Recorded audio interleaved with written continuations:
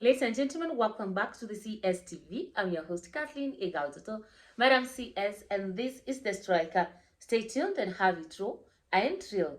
The Striker, today we are looking at why, actually, Millicent Omanga decided to reject the appointment by President William Ruto into the Nairobi Liver Commission. So, if you are new to this particular channel, karibu nyumbani, welcome home.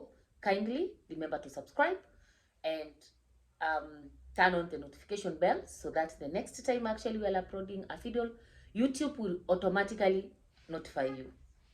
If you are a returning subscriber, thank you so much for your support. Thank you so much for tuning back. And kindly remember to like, share, and comment on this video. And more importantly, tell us on the next theme that actually you want us to analyze. So, back to today's point of discussion.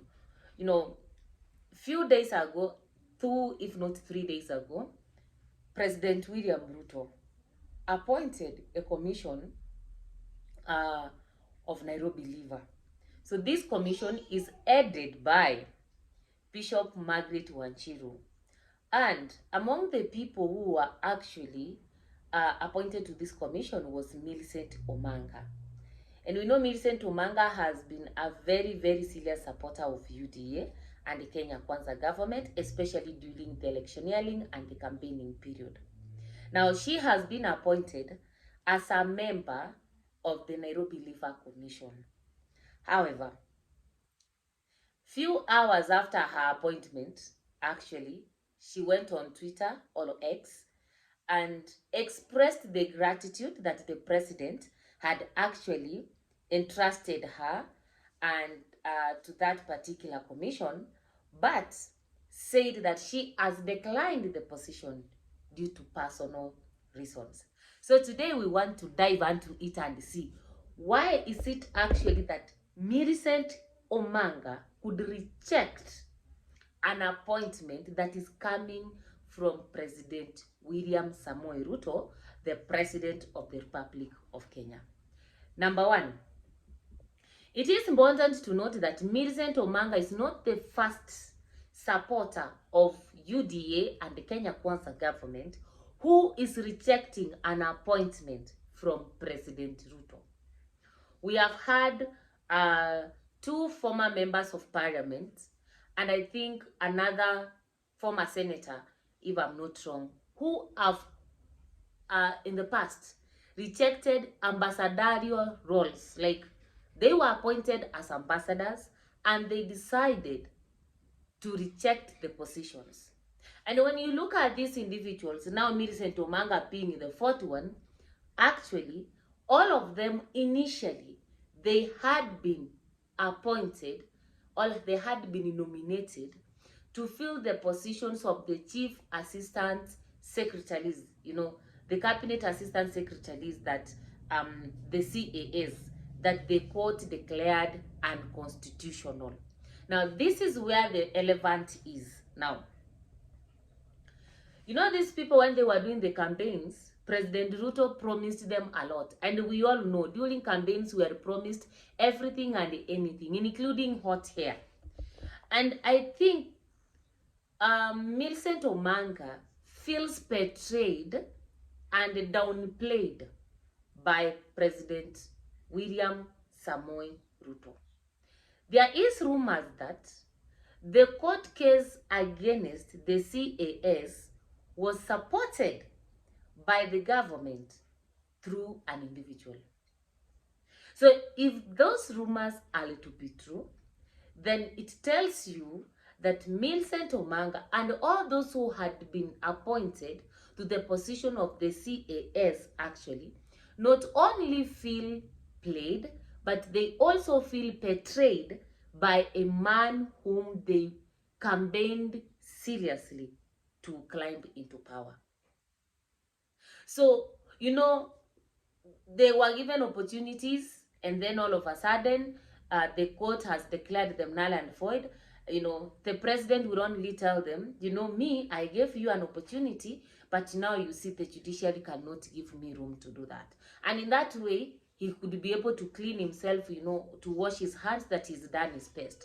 Now, giving somebody like Millicent Omanga a position as the CAS. Remember, she was to be the CAS in the Ministry of Interior, a very powerful ministry that is actually close to the presidency, meaning that Millicent Omanga could be in one of the most powerful ministries in this particular country. Then, from nowhere, you wake up one morning without consulting her maybe, and then you appoint her to be just a board member or a member in the Nairobi River Commission. From where I stand, I just feel like Millicent Omanga actually feels, this is a very low position. And that takes me to point number 2. This is a very low position. Looking at what she was initially promised and what she was initially nominated to fill, and looking at the position of just a member, not even a chairperson of that commission, a member, I think from where I stand, Millicent Omanga is looking at it. What will I gain politically from that Nairobi Commission, Nairobi River Commission? What is she going to, what is it bringing on the table in terms of economics, in terms of politics, in fact, in terms of even social? Like, it is adding nothing unto her already. So I just feel like from the feeling of being betrayed and downplayed comes the other aspect, that this position that actually she has been appointed to as a member, not even a chairperson, a member of the Nairobi River Commission, actually is a very low position, and she felt like taking up that particular role is like allowing somebody to spit on your face. And then number 3, I just feel like actually Millicent Omanga did not take this position because of her political interests in Nairobi County. And when I'm talking about political interests, I'm looking at the 2027 politics. Politics is a game of interests, it's a game of numbers, but more importantly, it's a game of strategy. And people start strategizing as early as possible. So, when we look at Kenya Kwanza right now, the popularity of Kenya Kwanza has reduced. Kenya Kwanza is no longer popular among the electorate. And therefore, if Millicent Omanga wants to run for the position of maybe a woman representative in Nairobi County in 2027, she has to do everything possible to disassociate herself from the Kenya Kwanza government, because the popularity of the Kenya Kwanza government among the electorate has reduced.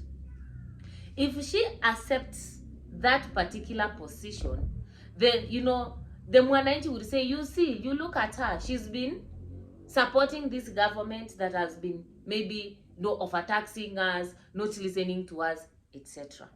So I think from where I stand, because of her own political ambitions, Millicent Omanga felt that she has to let this position go, so that she doesn't jeopardize her chances of winning the position of a woman representative in Nairobi County in 2027. Again, my next point is in line again with this Nairobi politics. Millicent Omanga has never supported Sakaja. They have not been the best of the friends. So the politics of Nairobi County, as far as Millicent Omanga is concerned, actually, she doesn't have, a good lay ground as far as his relationship with Sakaja, her relationship with Sakaja is concerned. And therefore, if she could actually accept this particular position, then she could find herself in a situation whereby actually she could be, sitting on the same table with Sakaja in terms of, giving reports and all those things. And I think from where she stands, she feels she's too way above that, Going back to such a situation is like, lowering yourself and putting yourself in unnecessary politics that are not adding anything to the table. So this is another reason why I feel that actually Millicent Omanga decided, I'm not taking this particular position. And I'm also meant to understand, um, maybe from the ongoing impeachment case, that actually Millicent Omanga wants to see on how the Gachagua case ends, the impeachment case. In that particular aspect, then she can be able to know how to align herself in terms of politics. There's something called listening to the ground. So depending on the outcome of actually Rigathi Gachagua from the judiciary tomorrow, I think Millicent Omanga wants to find out how does it go. Remember Millicent Omanga and Rigathi Gachagua, as I've said, in 2022 they were not in support of Sakaja actually. And now one of the reasons as to why actually the deputy was impeached, it has to do with, it's interfering with the Nairobi kind of operation, Nairobi county operation, and etc. We say politics is a game of numbers. Your enemy is my, if your enemy is my enemy, then we are friends. So I'm meant to understand, in one way or another, Millicent Omanga is standing in solidarity with Deputy President Rigathi Gachagua, and she's waiting to see how the case actually unfolds, so that she can be able to realign herself as far as the 2027 politics are concerned. But I think this is a very big blow to President William Ruto, when you give people positions and actually they decline these positions. It also tells us that sometimes the president wakes up one morning, appoints people into positions without consulting them. Because I'm meant to understand, if she had consulted, if Millicent Omanga was consulted, maybe she could have said no before actually even the appointment came out. But the fact that we have people being appointed into positions and then they are saying no to those positions, then it tells us that even the president is not consulting people in terms of, I want to give you this position, how do you think about it? So I think this is a very big pro to the president, appointing people who were once your very, very serious supporters, people who campaigned for you, and then all of a sudden you are giving them positions and they're declining, is sending a very, very strong message to the regime of President Ruto. That is my opinion. I don't know what is your opinion. Kindly share yours in the comment section below.